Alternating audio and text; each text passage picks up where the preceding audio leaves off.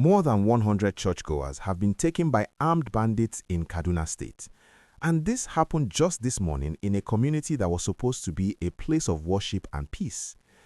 The incident took place in Kurar Mota, which is located in Chikun Local Government area of Kaduna State. These worshippers had gathered for their Sunday service, seeking spiritual nourishment and fellowship, but instead they were met with terror and violence that has left families devastated and an entire community in shock. According to reports coming in, the bandits stormed the church premises during the service and abducted over 100 members of the congregation. The attack was swift and brutal, catching everyone completely off guard. Witnesses say the armed men arrived in large numbers, heavily armed and determined to carry out their evil mission. They surrounded the church building and forced the worshippers out, marching them away into the forests that have become notorious hideouts for these criminal elements. The exact number is still being verified, but community leaders and security sources have confirmed that more than 100 people are currently missing and believed to be in the custody of these bandits. This latest attack is particularly heartbreaking because it happened in a sacred space where people should feel safe. Churches, mosques, and other places of worship are meant to be sanctuaries where citizens can gather without fear, but the reality on the ground in many parts of northern Nigeria tells a different story.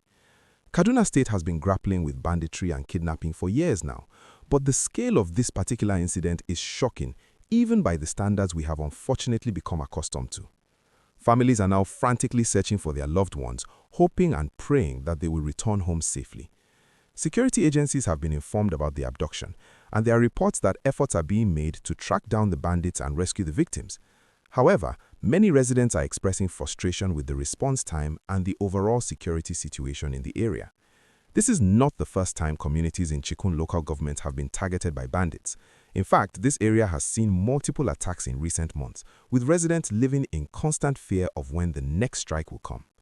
The question on everyone's mind is how more than 100 people could be taken from a church in broad daylight without any intervention to stop it. The bandits operating in Kaduna and other parts of the northwest have become increasingly bold in their operations. They no longer just attack villages at night or target travelers on highways. Now they are going into places of worship during services, into schools during class hours, and into homes while families sleep. The psychological impact on communities cannot be overstated. Parents are afraid to send their children to school, farmers are afraid to go to their farms, and now worshippers are afraid to attend church services.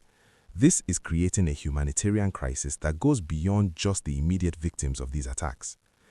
If you are watching this video and you are finding this information helpful, please take a moment to like this video and subscribe to the channel so you never miss important updates like this. Your support really helps us continue bringing you the news that matters. Now, what happens next is always the difficult part of these situations. Typically, the bandits will demand ransom payments from the families of the victims.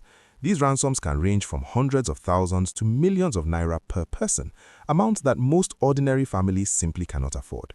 Communities often have to pool resources together, sell property, and go into debt just to secure the release of their loved ones. Even when ransoms are paid, there is no guarantee that everyone will be released safely or that the bandits will keep their word. Some victims have spent weeks or even months in captivity before being freed. The government has repeatedly said that it does not negotiate with bandits and that security forces are working to eliminate these criminal groups.